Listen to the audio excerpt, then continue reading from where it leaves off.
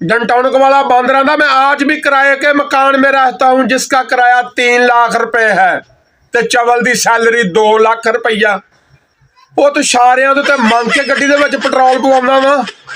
रोटी ईदी वालियां को खाना या सलानी वालियां को खाना, और कपड़े कित्थों लैके पाउंदा वा।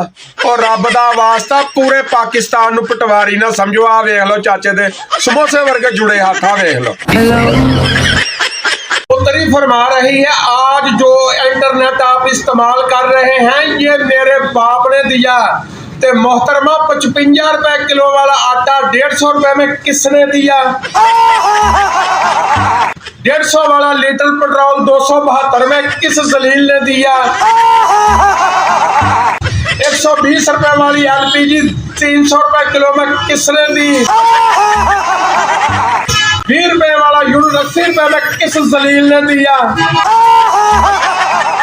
ये वाला कॉन्फिडेंस चाहिए। आपने बड़े बड़े बेशर्म देखे होंगे मगर इन जैसा नहीं। मोहतरमा का ट्वीट पढ़िए, 193 में नून लीग ने पहली बार 53,000 वोट लिए। ये नून लीग के वोटर का भरपूर एतमाद का इजहार था। लख तमाम पीटीआई वर्करां गिल तमाशा कि अपने अपने चौंकों के विच बड़े बड़े टप पानी दे भर के रख दिओ, क्योंकि कल रात दे इमरान खान दे इलैक्शन जितन तो बाद पीडीएम ने भी डुब मरो तहरीक शुरू करने का ऐलान कर दिता। तरजीहात बदलती रहती हैं। 27 फरवरी 2019 को अभिनंदन गिरफ्तार हुआ था।